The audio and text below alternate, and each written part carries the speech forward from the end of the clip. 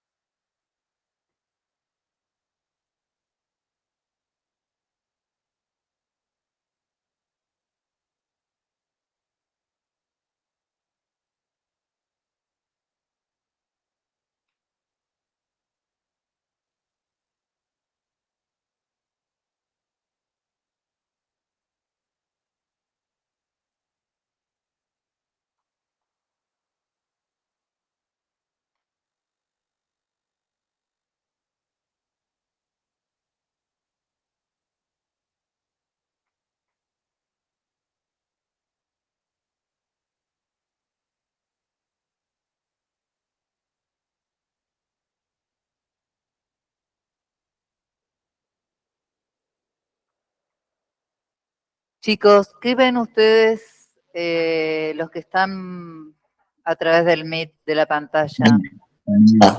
Nada, profe. No se ve nada. Ahora, bueno, pero ahora no hay nada, si no está, mirá. Ah, no, dale aquí.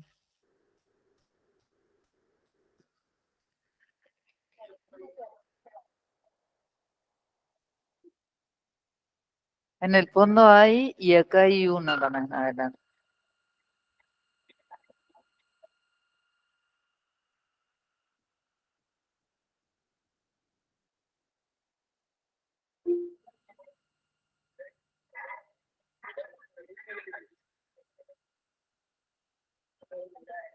Ah, mira. No, ahí se mueve. Sí.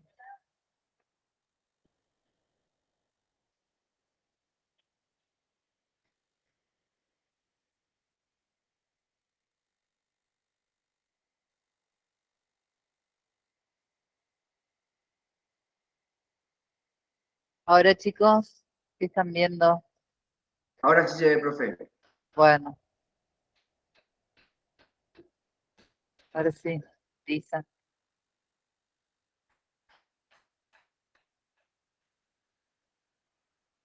Gracias. Bueno, chicos, ya está pasando la hojita para poner el nombre y firmar DNI. Vamos a ver el raquis torácico y el tórax. ¿Eh? El raquis torácico o raquis dorsal y el tórax. Vamos a pasar. Bueno, como sabemos, el raquis torácico está situado entre el raquis cervical y el raquis lumbar, que es el que estuvimos viendo en la clase anterior. ¿Eh? Eh, es el segmento superior de la parte del tronco, ¿eh? Y está conformado por las 12 vértebras torácicas que además se unen a través de las costillas con el esternón y forman lo que es la caja torácica, ¿eh? Cuya función principal es la de protección de los órganos que se encuentran alojados, ¿no? A nivel del tórax, y una de las funciones básicas que tiene también es la de la respiración, que lo vamos a ver relacionado a la parte respiratoria. Y también como anclaje de la cintura escapular y la unión con los miembros superiores, a partir de allí. Y contrariamente a las apariencias, es más móvil en el sentido de la rotación que el raquis lumbar. ¿Se acuerdan que vimos el raquis lumbar en la clase anterior? Que tenía poco movimiento y uno de los motivos era cómo estaban ubicadas las apófisis articulares. ¿Se acuerdan? Que las de arriba eran cóncavas, miraban hacia adentro, y cóncavas hacia adentro y hacia atrás. ¿Sí? Y en cambio las de inferiores estaban inversamente conformadas, eran convexas, miraban hacia afuera, estaban laterales. Acá vamos a ver que este raquis va a tener mayor movimiento de rotación, pero va a tener también diferencias porque va a estar conectado a través de los cartílagos al esternón. Allá abajo la flecha. Ajá, de abajo.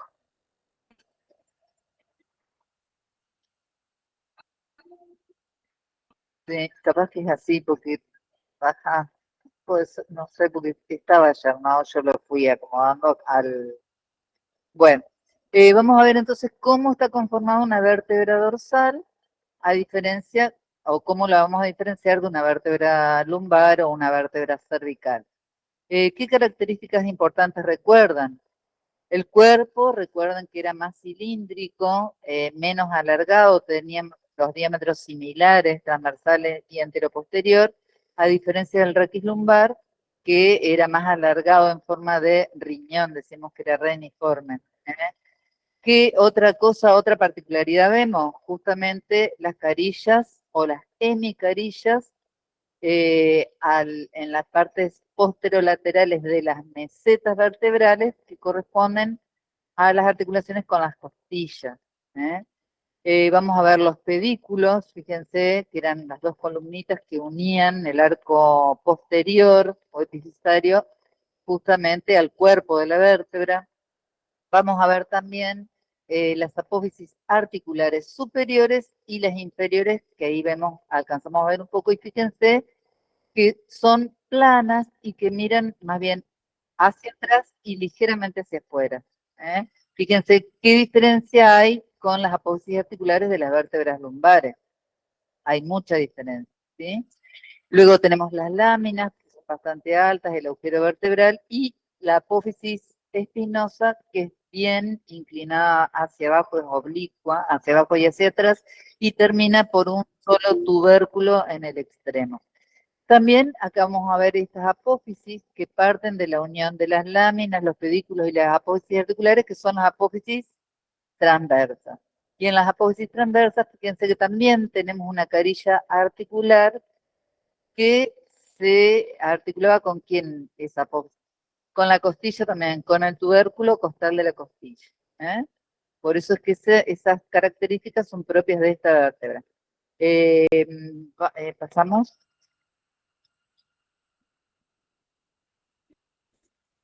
Abajo. Ajá. Bueno, entonces, como decíamos, fíjense, la flecha roja va a indicar la orientación hacia atrás, hacia afuera y ligeramente hacia arriba de las carillas articulares de las apófisis articulares superiores, a diferencia de las lumbares. Esto va a traer como consecuencia un cambio en el movimiento de la vértebra. Y vamos a ver que acá tenemos la duodécima vértebra, la duodécima dorsal, que es una vértebra de transición, que está justamente en el cambio entre el raquis dorsal y lumbar, que esta la vimos. Pero lo que vamos a nombrar de esta vértebra justamente es que las carillas articulares inferiores, para la apófisis de la primera vértebra lumbar, van a estar orientadas en el sentido de las vértebras lumbares, ya mirando más hacia afuera. Y además, que vamos a ver que va a tener una sola carilla articular para la costilla, para la última costilla. No va a haber dos carillas en esta vértebra. ¿Vamos? Esas van a ser características que las diferencian.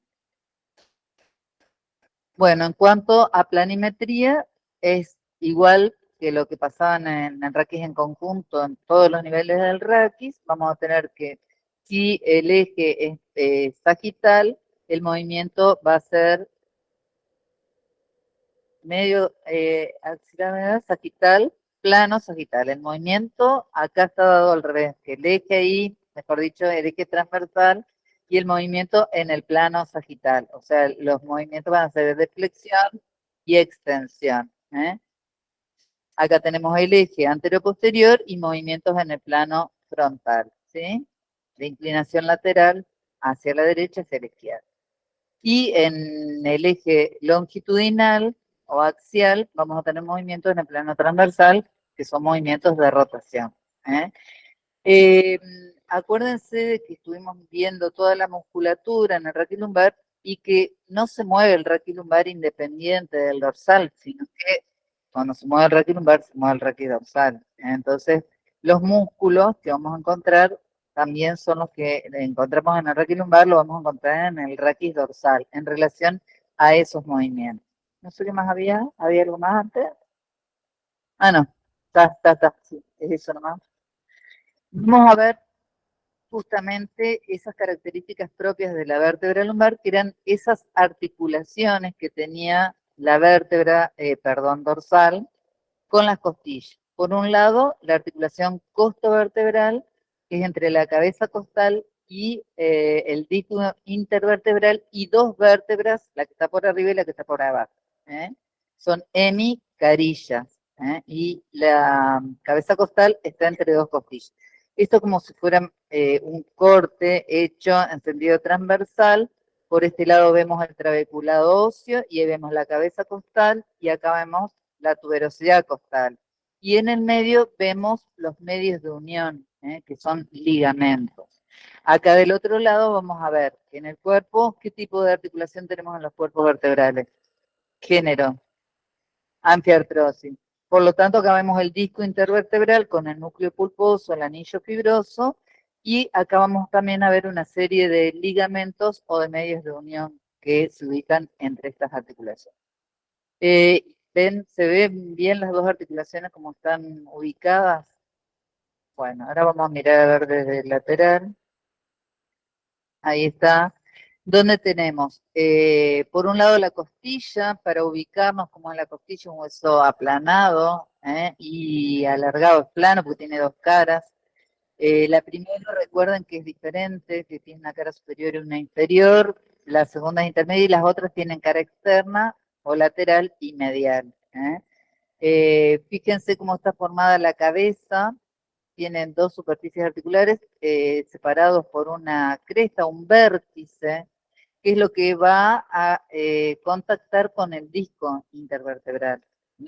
La carilla superior para la vértebra que está por encima, la carilla inferior para la vértebra que está por debajo.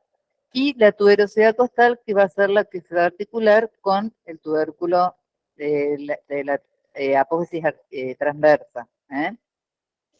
Aquí tenemos, fíjense, una imagen, como les digo, todos los medios de unión que siguen en el raquis lumbar siguen hacia arriba, o sea, el ligamento longitudinal anterior, posterior, y todos los ligamentos que unen las apófisis. ¿Alguna pregunta?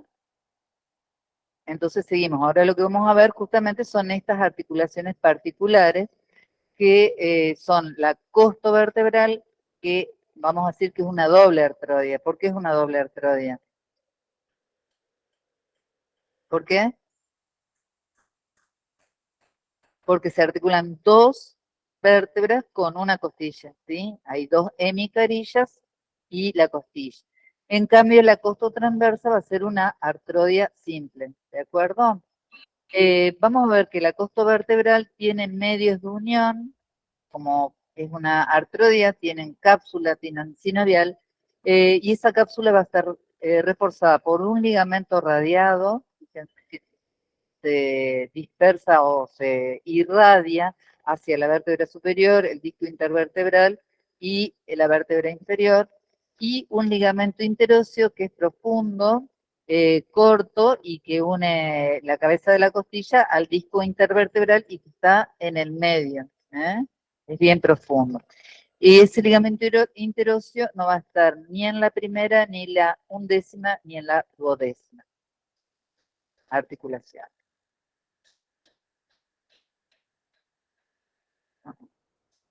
porque acuérdense que va a haber una costilla nomás. Entonces, o sea, una costilla para una vértebra. Entonces, ahí varía ya también este ligamento interóseo, la forma de la costilla. ¿Mm? Y la articulación costotransversa, que sería ahí, en transparencia, la podemos ver acá también en una imagen. Acá vemos la costo vertebral, ¿vieron cómo es la costo vertebral? Bueno, y en la costo transversa también vamos a tener una cápsula articular y vamos a tener ligamentos de refuerzo. Uno de los ligamentos es el ligamento costo transverso, que va desde la apófisis transversa a la cara posterior del cuello de la costilla. A ver si podemos ver ahí el ligamento interoso estaría ubicado ahí. A ver dónde lo vemos mejor. Acá. El costo transverso. Fíjense que está inmediata a las superficies, que es ahí. El costo transverso. También. Luego tenemos el ligamento costo transverso posterior, que lo van a también encontrar como en otros libros, como ligamento costo transverso lateral, porque en realidad está más bien lateral. Capanghi lo da como posterior, que va del vértice de la apófisis transversa a la parte lateral. Fíjense el 21 ahí, ese, si lo querés mostrar.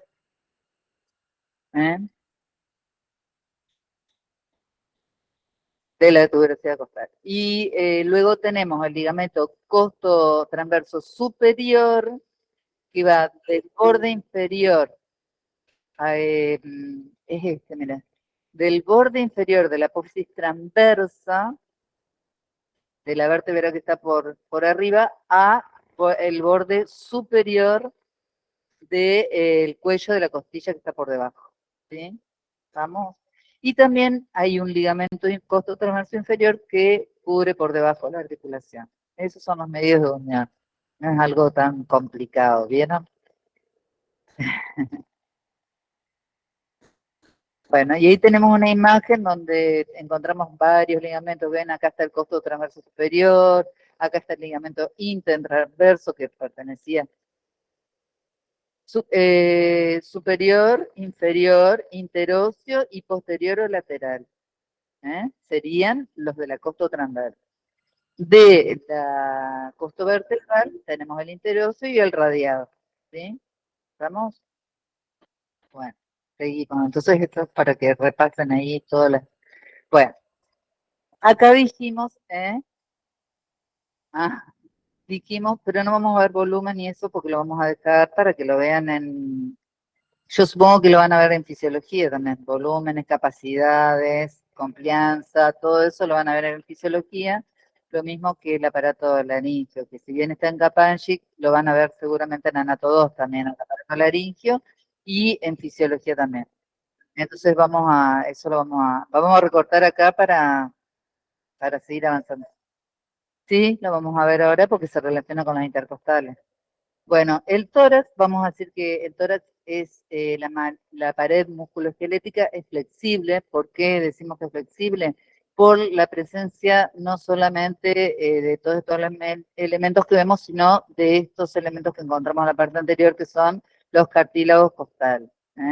Que cuando la persona va aumentando en edad, los cartílagos se van osificando y se va volviendo un tórax más rígido y mucho menos elástico. Entonces, dentro de estas costillas encontramos que hay 7 verdaderas, de la octava a la décima son falsas y la undécima y duodécima son flotantes. Por lo tanto, lo que va a mover más van a ser las últimas costillas que no están en relación, digamos, al esternón directamente. Las articulaciones que unen todas estas estructuras son la costo vertebral y transversa, que ya las vimos, que unen las costillas a la columna, y las articulaciones costocondrales, es decir, que unen las costillas al cartílago. ¿A qué género pertenecen esas articulaciones? Sin condrosis. Porque si ustedes miran, o si van al práctico, van a la sala de anatomía, Bueno, si toman una costilla se van a dar cuenta que en la parte anterior no hay una superficie articular, sino que es como un hueco, un huequito que es donde se aloja el cartílago. Es una sincondrosis. Y por otro lado, si toman un esternón y lo ven de manera lateral, van a ver que tiene carillas articulares para el cartílago, que tiene forma más bien convexa ahí. Las carillas son cóncavas de las partes laterales del esternón. ¿Y a qué género pertenecen las esternocondrales?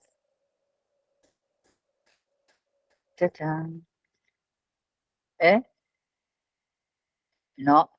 Ustedes, por eso les digo, fíjense si ustedes,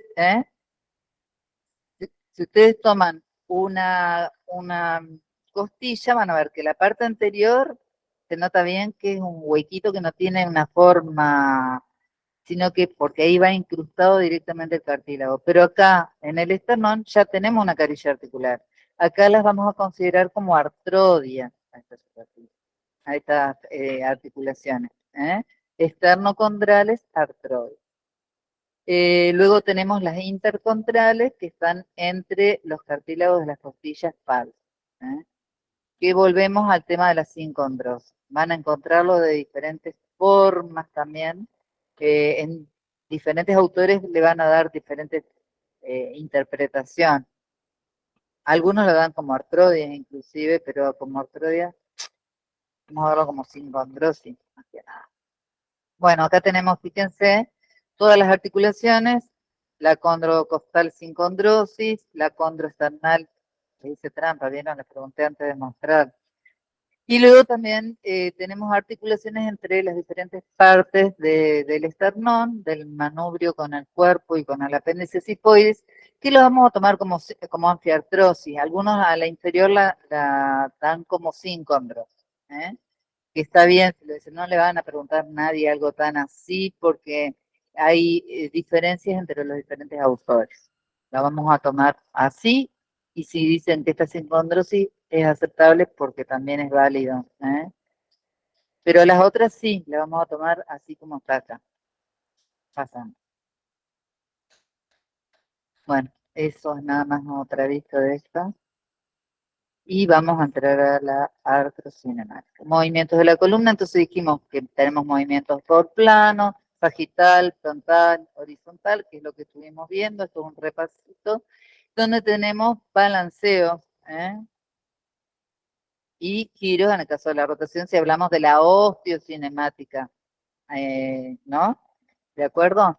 Y que serían los movimientos de flexo-extensión, de inclinación y de rotación.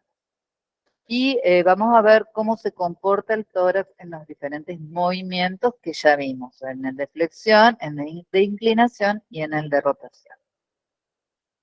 Porque, recuerden, ahora vamos a ver la vértebra, pero después vamos a ver la relación con el tórax. ¿Qué pasa en flexo-extensión en el raquis torácico cuando sucede la extensión, que es la primera imagen que aparece? ¿Qué les parece que pasaba? La vértebra superior se desplaza hacia atrás, disminuye la altura del disco por detrás, se aumenta por delante y el núcleo se va hacia adelante. ¿Quién se tensa o quién limita el movimiento? El ligamento longitudinal anterior se tensa. ¿Y qué más? En la parte posterior hay tope óseo, tanto de las apófisis articulares como recuerden que acá las apófisis espinosas son muy oblicuas, largas, hacia atrás, o sea que las espinosas también van a ser de tope igual que las articulares. Y en el caso de la flexión ocurre justamente a la inversa. Se disminuye el espacio entre los cuerpos vertebrales por delante, aumenta, o sea, se aplasta el disco, aumenta el espacio hacia atrás y el núcleo, ¿hacia dónde? Hacia atrás. Entonces, ¿quién se va a tensar? Todos los ligamentos posteriores, o sea, el supraespinoso, el interespinoso, el ligamento amarillo, el longitudinal posterior, y se va a distender el anterior. ¿De acuerdo?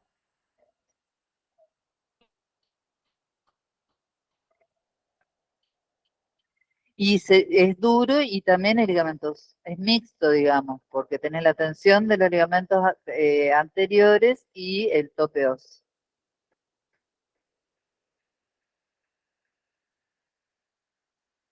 Y acuérdense que todo depende claro, depende también de las características individuales, particulares de cada uno de los, de la actividad que realiza esa persona, de la edad, del sexo, de la raza, todo va a incidir en la cantidad. Por eso damos el ROM como algo relativo también. Inflexión lateral del raquis torácico. ¿Qué va a pasar cuando se inclina el raquis hacia, acá tenemos la inclinación hacia la derecha? Acá tenemos la parte cóncava y acá la parte convexa. ¿Qué va a pasar? Que en la parte cóncava va a haber una aproximación de las apófisis articulares, que van a ser de tope también, y va a haber una separación en el lado de la convexidad. Y también vamos a tener una tensión de todos los ligamentos laterales del lado de la convexidad y una distensión del lado de la concavidad. ¿Entienden? Fíjense que cómo cambia y se forma como un ángulo entre la posición inicial y la segunda, cuando ya se produjo el movimiento. No sé.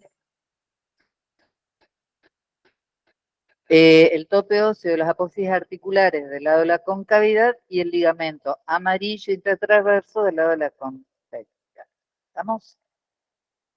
Bueno, ¿qué va a pasar con las rotaciones? Y acá se acuerdan de que decíamos que la rotación, o sea, las carillas articulares en el raquis lumbar estaban también incluidas dentro de un círculo cuyo centro pasaba aproximadamente en la base de las apófisis espinosas. Por eso la rotación era un movimiento más bien de cizallamiento a nivel de los cuerpos vertebrales y estaba muy limitado. Acá, ¿qué va a pasar? Fíjense que las apófisis articulares de esta vértebra también están ubicadas dentro, si nosotros continuamos con una línea imaginaria, están incluidas dentro de un círculo, pero fíjense que el centro de ese círculo, a diferencia del de las lumbares que miraban hacia este lado, ¿se acuerdan?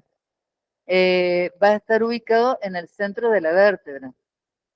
Entonces acá ya no va a haber un movimiento de cizallamiento, sino que va a haber un movimiento de rotación, torsión, sin ningún problema. O sea, va a ser mucho más amplia que la del raquis lumbar, la rotación. 3 veces más que en las vértebras lumbares. ¿Se entiende eso?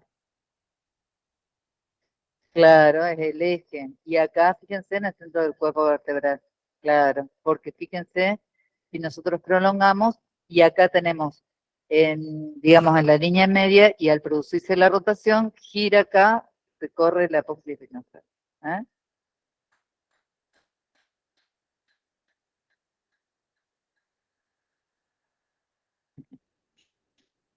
Ahí está. Bueno, sería un error, dice, considerar solamente los movimientos del raquis torácico a nivel de las vértebras mismas sin tener en cuenta la estructura con la que va a estar unida, porque el raquis está unido al tórax, o sea, la dinámica del raquis dorsal está ligada a la de la jaula tóraco-costal. Entonces tenemos acá una imagen donde tenemos las costillas, el esternón, la primera costilla y la última costilla que se unen. No podemos considerarlos aislados, sino que tenemos que ver qué repercusiones tiene en el tórax los movimientos que se producen en el nivel del raquis. Bueno, hablamos entonces de la flexoextensión. De la flexoextensión, fíjense, acá está diagramada una flexión. Partimos de una posición media, nos vamos hacia la flexión. ¿Qué va a pasar ahí? Ahí va a pasar que se abren todos los ángulos que se encuentran entre esas articulaciones. El ángulo costo-raquídeo, que une la primera costilla al raquis, los ángulos costo-esternales superiores e inferiores y el condro costal también de las últimas costillas. Se abren todos los ángulos. pasan desde la posición, fíjense que está más abajo clarita, a la segunda posición y donde se van abriendo todos los ángulos que se forman. Y en extensión pasa lo contrario, se cierran todos los ángulos. Es lo que pasa en el tórax durante estos movimientos, ¿sí?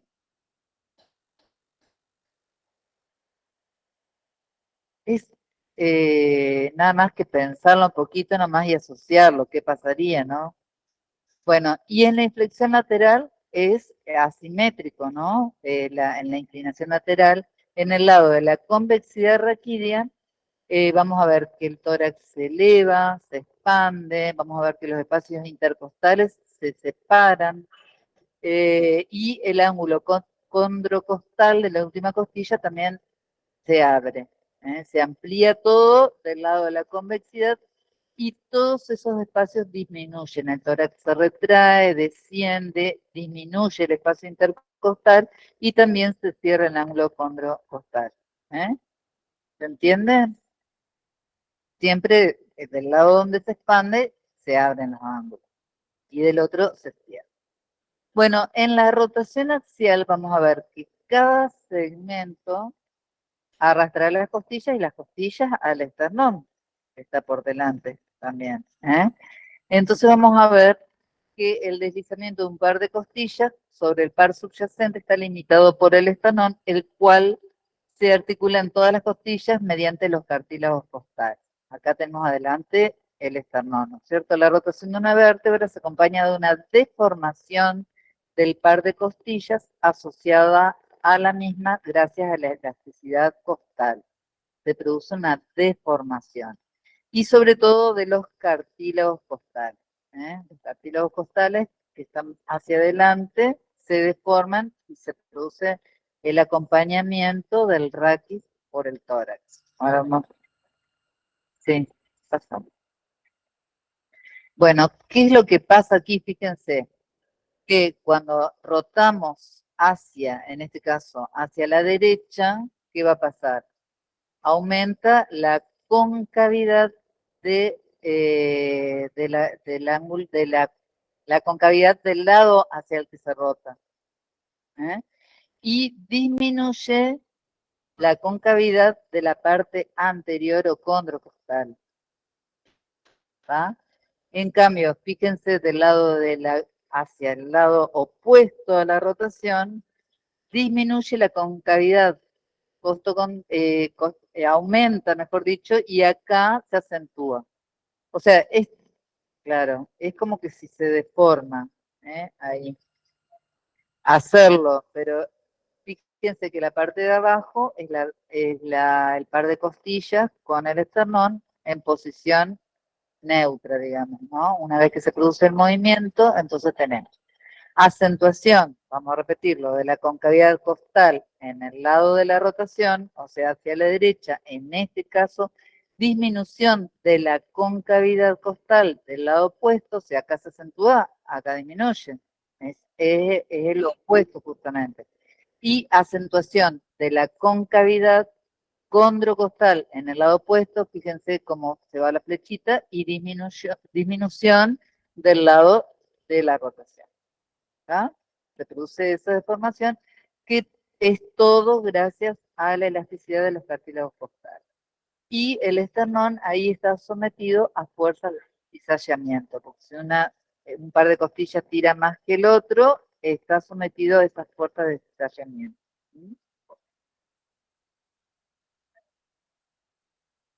A ver, yo pensé. Y bueno, porque, digamos, si la costilla, si yo hago una rotación donde la parte superior rota más que la inferior, voy a estar ejerciendo diferentes fuerzas sobre el esternón. De un lado, de la parte más superior, si la rotación es mayor, va a ser mayor que en la inferior. O sea, va a estar sometido a fuerzas, yo le digo paralelas a las fuerzas de cizallamiento, porque fíjense que el esternón es uno solo. Claro, se dirige hacia arriba y hacia abajo, de acuerdo, claro, claro, porque ahí varía la cantidad de rotación y la variación en cuanto a grados, cómo yo me muevo. si es más en la parte superior o si estoy moviendo el raquis lumbar y acompaño con la parte inferior del raquis dorsal o torácico, y la parte superior se mueve menos, y el esternón va a estar en el medio, claro, tironeado un poco, haciendo un poco de movimiento de cisalle. No, no, no. O hacia arriba o hacia abajo, de acuerdo al movimiento que haga la caja torácica. Además, acuérdense que hablamos que estos son movimientos que nosotros estamos tomando en planos, digamos, ideales, pero los movimientos en realidad se producen combinando planos. O sea, los movimientos que estamos analizando son así muy perfectitos, pero en la vida real estos movimientos se combinan, ¿sí? Vamos, esto es el, digamos, el ideal de lo que sería en un raquis completamente normal. Fíjense, la movilidad en los jóvenes siempre es mucho mayor. Ahí tenemos la posición neutra, flexión, extensión axial o elongación, rotación axial y movimiento de lateralidad. Fíjense que esos movimientos son posibles, sobre todo por la elasticidad, y que con la edad esos cartílagos se osifican y disminuyen la elasticidad condrocostal. Y el tórax va a constituir un bloque casi rígido con amplitudes que van a ir disminuyendo proporcionalmente. Y en el RON decimos que aproximadamente la flexión es de 45, la extensión de 40, la inclinación lateral es de 20, que igual que en el raquis lumbar, pero la rotación alcanza 35 grados. En el raquis lumbar era de 10. Bueno, vimos cómo se movían las costillas, el esternón, en relación a qué movimientos. A los movimientos de balanceo o de giro, o sea, de flexión-extensión, de inclinación lateral y de rotación. Pero sabemos que el tórax interviene en los movimientos respiratorios. Por lo tanto, vamos a tener un movimiento a nivel de las articulaciones costovertebrales, las costovertebrales y costotransversales, ¿sí? Porque, ¿qué hacen las costillas cuando yo inspiro? Se elevan, y cuando expiro, descienden. Ese movimiento se efectúa a través de un eje, el eje del movimiento de las costillas, de elevación y descenso, va a pasar por el centro de las articulaciones costovertebral y costotransversal. Fíjense que acá tenemos dos ejes que son un poquito diferentes, si ven en cuanto a su dirección. Acá estoy viendo lo que sería en la parte inferior del tórax y acá estoy viendo lo que sería en la parte superior del tórax. Porque las vértebras van a ir variando su forma. Recuerden que ya tenemos la primera, que es una vértebra de transición, hasta la última, que es más cerca de las lumbares, y va variando. Entonces va a ir variando la dirección del eje, el eje que tiene que pasar por esta articulación y por esta. Y acá la misma. Pero lo que pasa es que esto es en la parte inferior y está en la parte superior. ¿Qué ven cómo es la dirección del eje? Es oblicuo, el eje es oblicuo. Sin embargo, si nosotros vemos en la parte superior, se acerca más al plano frontal. En relación a este, fíjense, este se acerca más al plano frontal y este más al plano sagital, ¿o no? ¿Sí? El movimiento que se produce en las costillas es perpendicular, ¿no es cierto? El eje perpendicular al plano de movimiento. Entonces, en la parte superior, donde el eje se acerca más al plano frontal, el movimiento de las costillas va a ser más, va a aumentar el diámetro antero-posterior, en la parte superior. En cambio, en la parte inferior, donde el eje se va a aproximar más al plano sagital, el movimiento va a ser más transversal, va a aumentar más el diámetro transversal de las costillas en la parte inferior. ¿Se entiende eso? Eso muchas veces no les queda claro, se le pregunta por ahí el movimiento de las costillas, por dónde pasa el eje, qué tipo de movimiento tiene y no les queda claro. Por eso es importante que les quede claro esto. ¿Está? ¿Lo entendieron todos? Es sencillo, siempre hay que pensar que el plano del movimiento es perpendicular al eje, ¿eh? Siempre es perpendicular. Entonces, nosotros miramos que este es más frontal y este es más sagital. ¿Estamos? Bueno. Sí, sí, sí. Esto estaba haciendo yo. Modification sobre. Bueno, en las costillas inferiores, el eje se aproxima al plano sagital, que es lo mismo que le decía, que condiciona un aumento del plano transversal. Y en las costillas superiores se articulan a través de un eje situado casi en el plano frontal que condiciona el movimiento o el aumento del diámetro antero-posterior. ¿De acuerdo? Bueno, se puede concluir que durante la elevación de las costillas se produce un aumento del diámetro transversal del tórax inferior, del diámetro anteroposterior del tórax superior, y en la parte media, que el eje estaría ubicado entre la superior y la inferior, se produce un movimiento mixto. Se puede decir que se aumenta tanto el transversal como el anteroposterior, en la parte media. Bueno, y esto para un poco graficarles cómo es el movimiento de las costillas superiores en relación con el esternón, a modo de manivela. Ese es el movimiento de las costillas superiores, el ascenso y hacia adelante, aumentando el diámetro anterior, y en las costillas inferiores sería un movimiento en asa de cubo o asa de balde, que se le llaman, hace este movimiento. ¿Se entiende? Lo podemos comparar ahí y nos queda más graficado mentalmente, digamos. Bueno, los movimientos de los cartílagos costales y del esternón. Ahora vimos el movimiento que se realizaba en la parte posterior. También se debe tener en cuenta los movimientos de las costillas respecto al esternón y a los cartílagos costales. Esto es una visión superior y esto es una visión anterior. Y simplemente que durante la inspiración, al elevarse las costillas, se va a producir un aumento transversal y anteroposterior, tanto en la vista superior como en la vista anterior de los planos. Se ve la diferencia que se produce en la posición inicial y en la posición de inspiración. ¿Sí?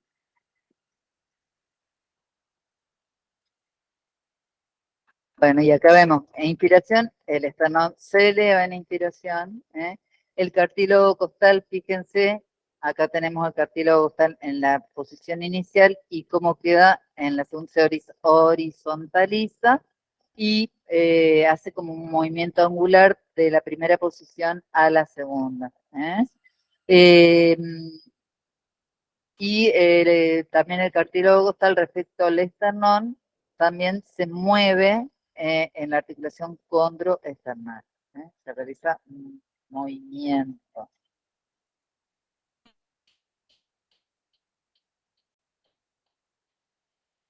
Bueno, fíjense, ahí está. Bueno, si nosotros vemos de perfil, digamos, durante la inspiración, ¿qué es lo que vemos? Si el raquis estaría fijo, digamos, acá tenemos la primera costilla, esternón, el cartílago costal y la última costilla, fíjense que en más oscuro, ajá, si lo pueden sacar,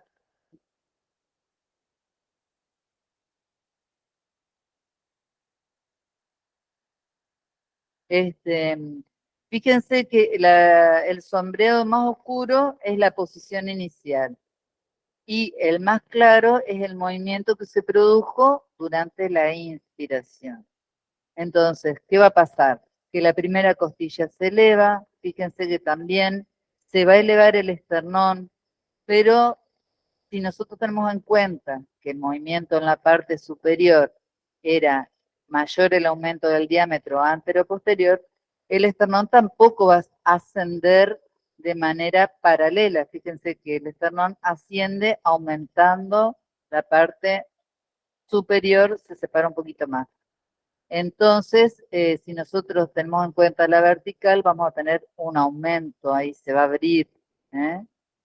Luego también vamos a ver que el ángulo externo costal de la primera costilla, que estaba acá, se abre, se acompaña de una rotación longitudinal, y vamos a ver que acá los cartílagos, o lo vamos a ver en la próxima, sufren un movimiento de torsión durante la inspiración.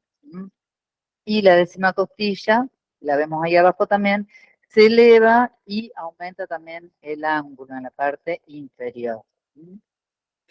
Bueno, entonces, durante la inspiración, fíjense que los cartílagos van a sufrir un movimiento de torsión, porque pueden hacer movimientos de ascenso, descenso, pero de rotación lo hacen, pero en forma, se los compara al movimiento de algo mecánico, pero es como un amortiguador, como un elástico de los autos, donde se tuerce y se acumula energía. Eso es durante la inspiración. No pasa a nivel de las articulaciones que unen el cartílago a la parte ósea, sino en el mismo cartílago. Sufren un movimiento de torsión y durante la expiración se devuelve esa energía acumulada durante la inspiración. Recuerden que como un resorte, eso, como un resorte, yo lo doblo, hago un movimiento de torsión o rotación y en la expiración relajo. Se relajan los músculos inspiratorios que sí se activan en la inspiración porque la inspiración, si bien es un fenómeno automatizado, automático, es activo. Y la expiración, sin embargo, es un fenómeno pasivo en condiciones normales. ¿eh? Bueno, entonces como una barra de torsión, ahí no me salía, anda, como una barra de torsión. ¿Se entiende eso? Bueno, bueno, es como un repasito, pasamos.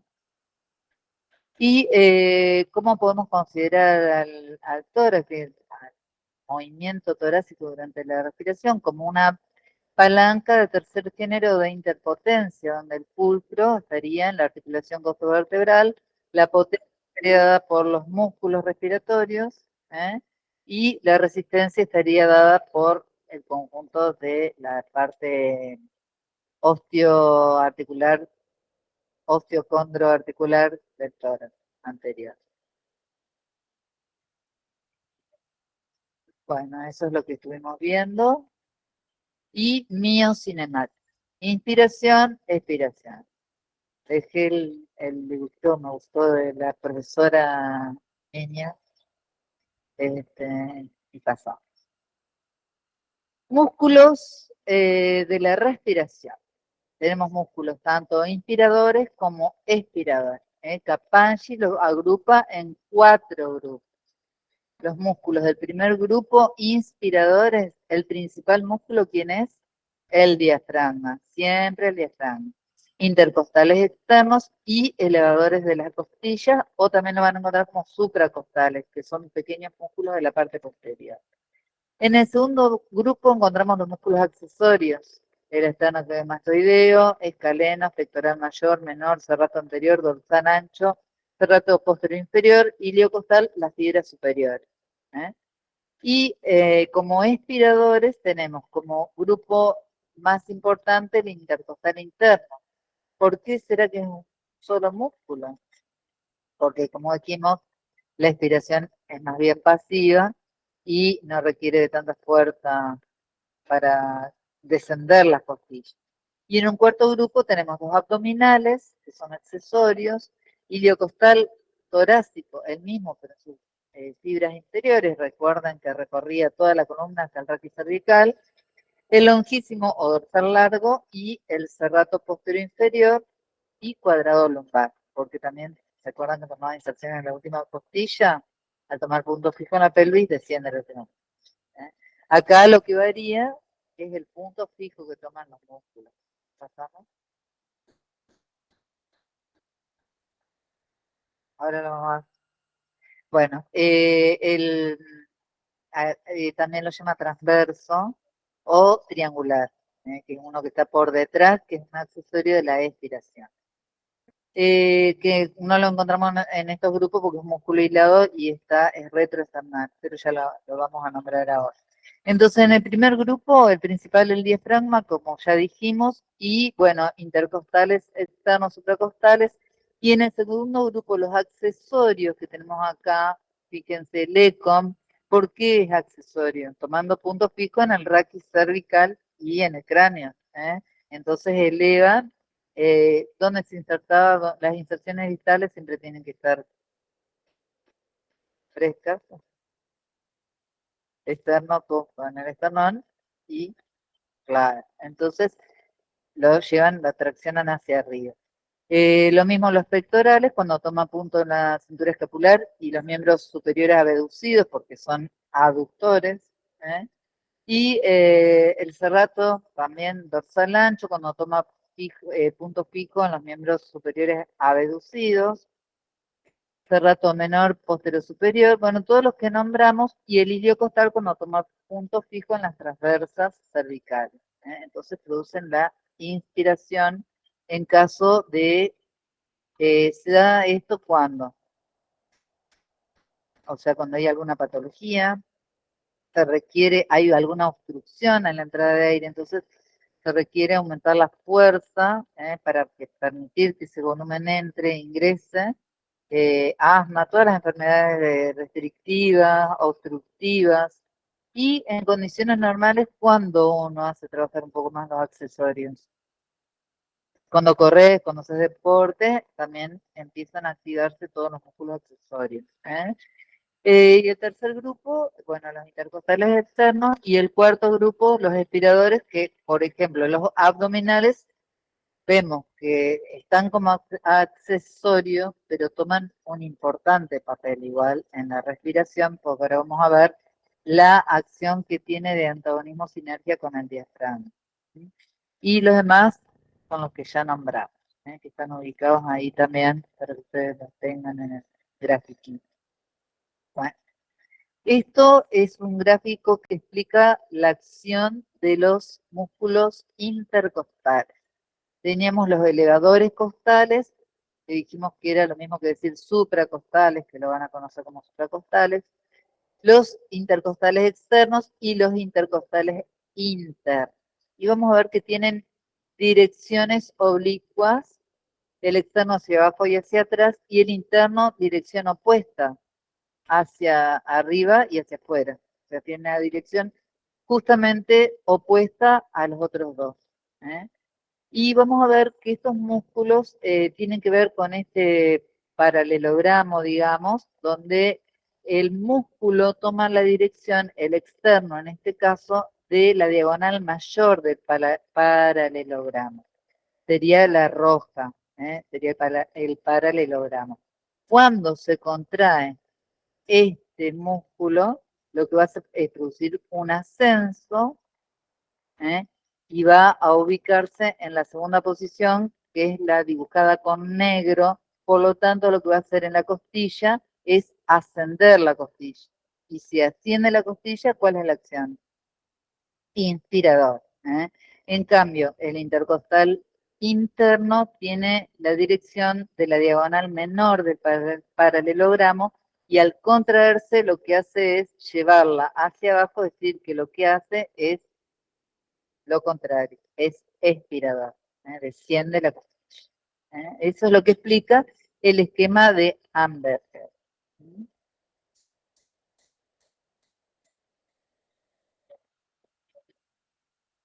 Le preguntan si es sencillo, pero incluso que a ustedes se les va a quedar grabada la acción del músculo al saber la dirección.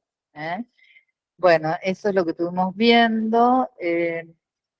La acción de los intercostales internos, bueno, lo mismo, es toda la explicación de lo que les dije recién. Acá está escrito. Bueno, y este es triangular o triangular del esternón o transverso del tórax, que está ubicado en la posición retroesternal, y fíjense la dirección de las fibras.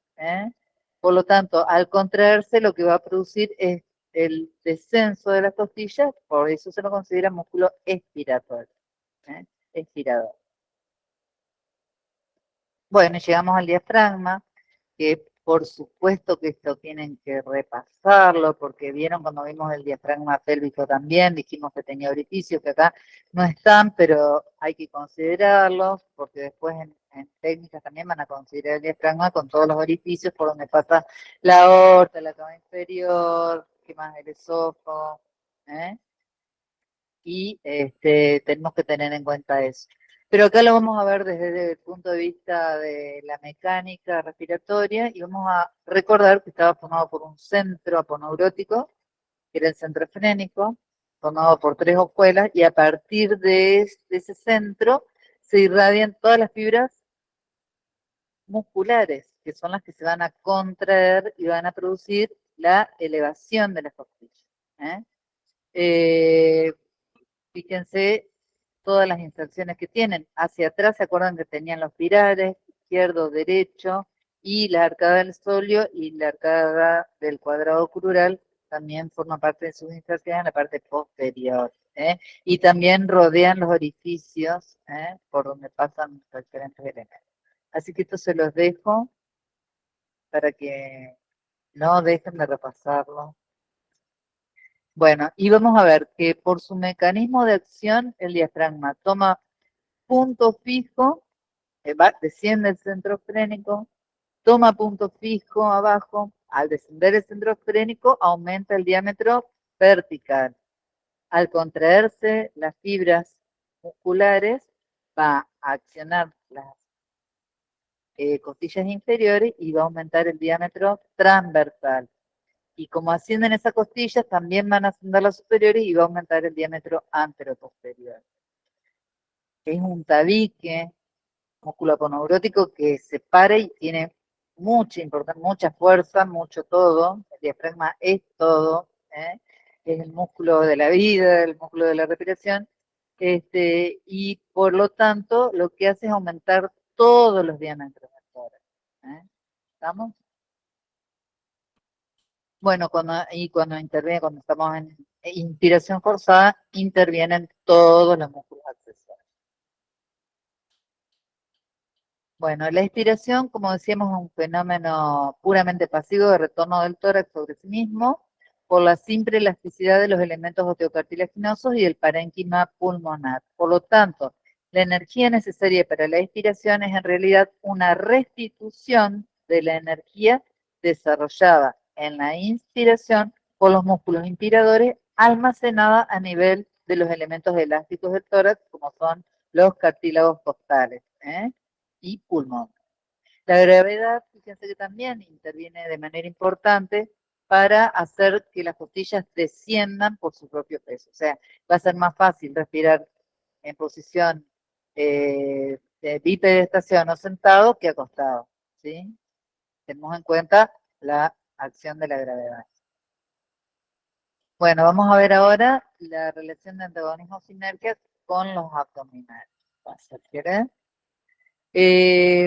Los músculos abdominales son muy importantes porque mantienen la cincha abdominal, actúan como una cincha y mantienen las vísceras en su lugar.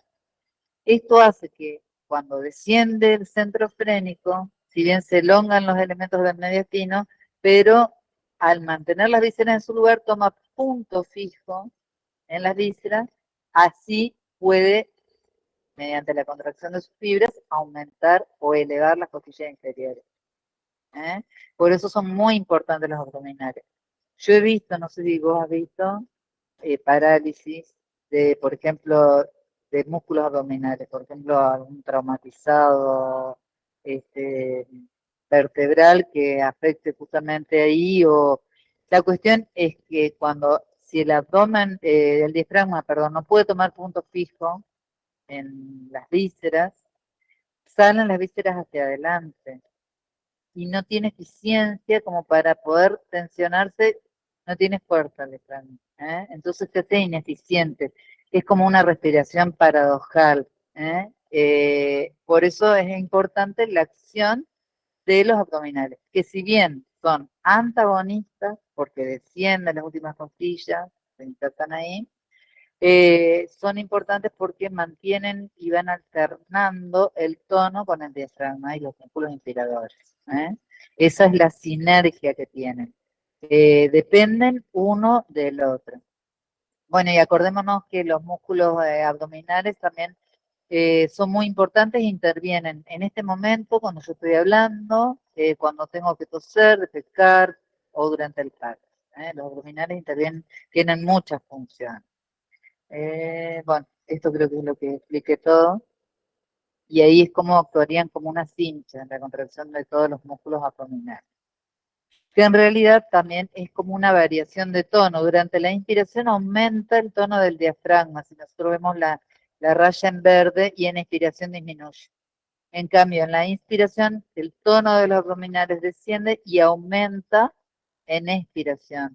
Eso se va regulando de manera automática. ¿eh? Eh, Se contraen de manera permanente, el tono va variando de manera inversa, y en la inspiración sucede lo contrario, ¿no?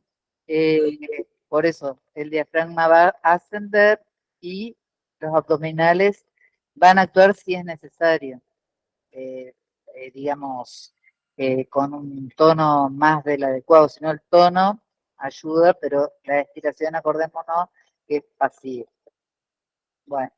Y esto es un experimento de Funk que, en homenaje a la profesora Elena, que ella siempre lo da, lo traemos también para recordar que se compara, puede compararse, o hay una analogía con la realidad anatómica. Es un viejo experimento donde se coloca en un tubo donde entra aire, ¿no? Y está tapado, un recipiente con una membrana elástica estanca y una vejiga de buey o un elemento extensible, y el tubo que atraviesa el tapón, ¿no? Vamos a ver acá, cuando entra el aire, fíjense el espacio ocupado, que se podría ver si uno tira.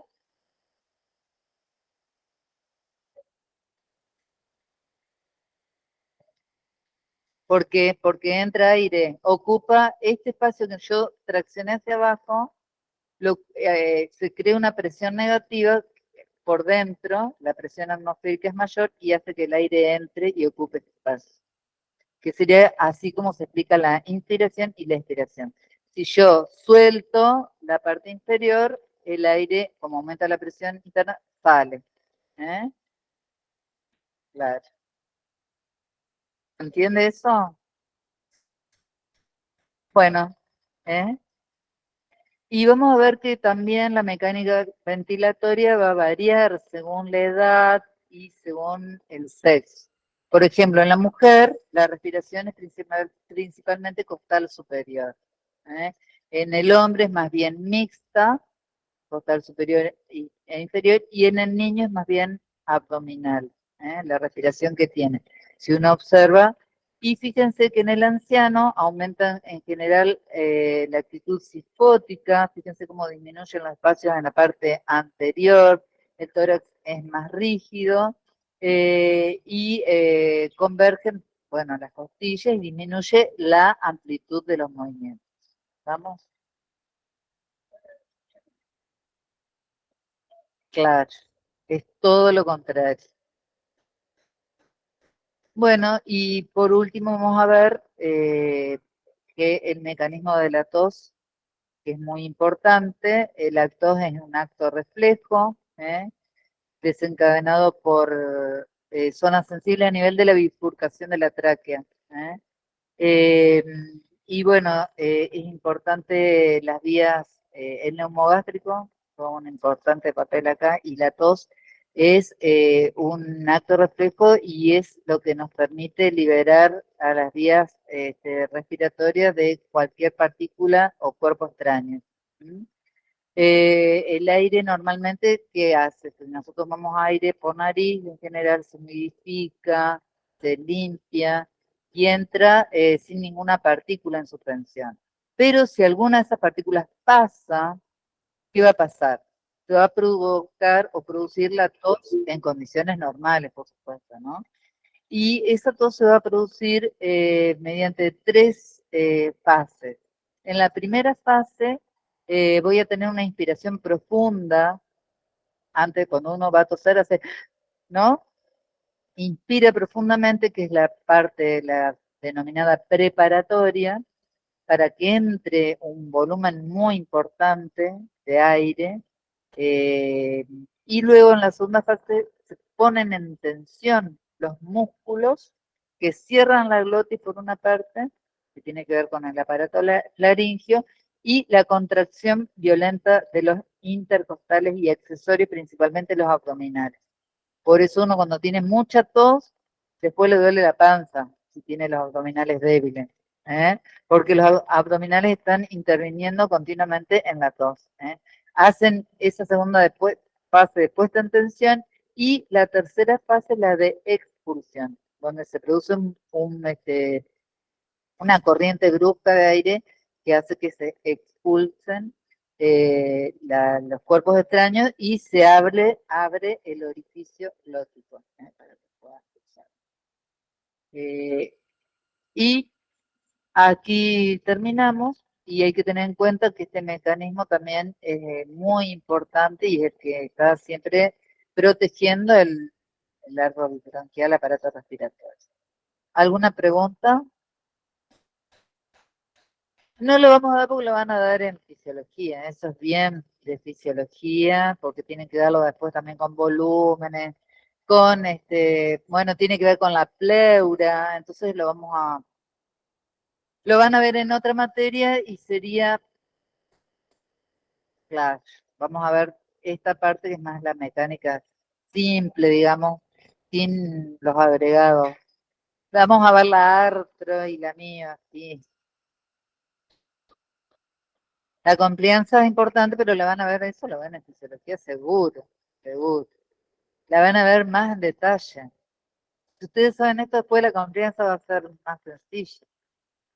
¿Alguna pregunta a los chicos que están conectados? Ay, la terminé rapidísimo la clase, no sé si les quedó claro o no, porque fui así. ¿Eh? Sí, no sé si por ahí ahora vienen temas más. Bueno, ahora las próximas dos clases tenemos raquis cervical, que al ser un poco largo lo vamos a dar en 2 veces. El otro grupo, sí, el grupo que sigue, el grupo 4 y 5, ¿eh? Y son los dos últimos, las dos últimas clases antes del parcial. Después viene el parcial, y después nos quedan, todavía empezar con miembro superior, dos clases más después del parcial, antes de que termine el cuatrimestre, antes de las vacaciones. Queridas vacaciones, ¿o no? Ya ha pasado tan rápido, no sé ustedes, pero... claro. Bueno, esto es todo por hoy. No sé si tienen alguna pregunta para hacer relacionada a esto.